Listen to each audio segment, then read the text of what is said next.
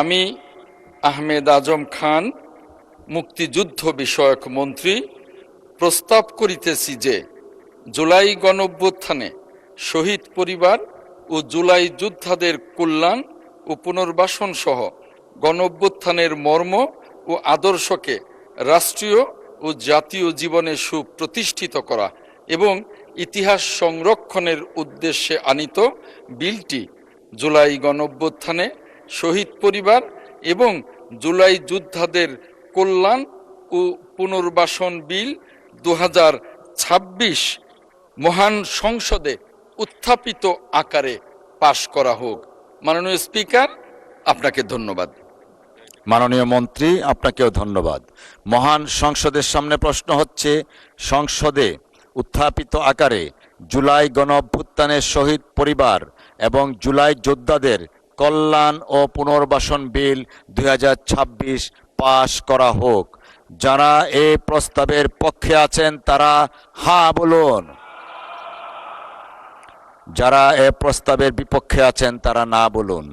আমার মনে হয় হ্যাঁ জয়যুক্ত হয়েছে, হ্যাঁ জয়যুক্ত হয়েছে, হ্যাঁ জয়যুক্ত হয়েছে। অতএব সংসদে উত্থাপিত আকারে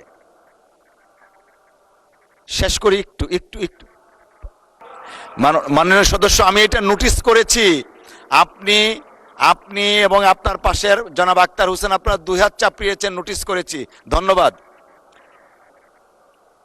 অতএব সংসদে উত্থাপিত আকারে জুলাই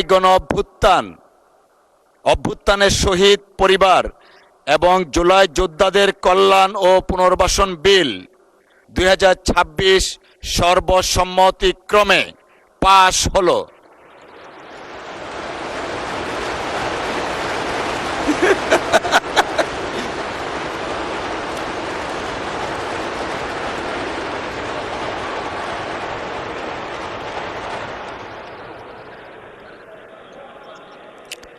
সকলকে অসংখ্য ধন্যবাদ।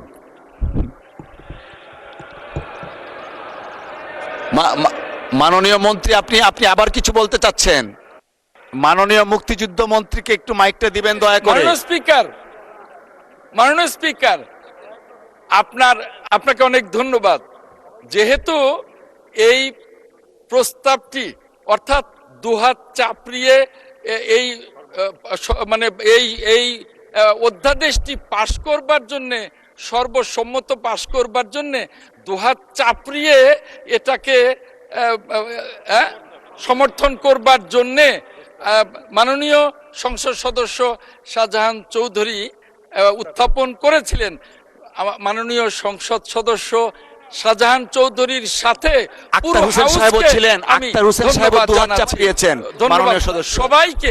সবাইকে আমি ধন্যবাদ জানাচ্ছি। ধন্যবাদ মাননীয় স্পিকার, ধন্যবাদ।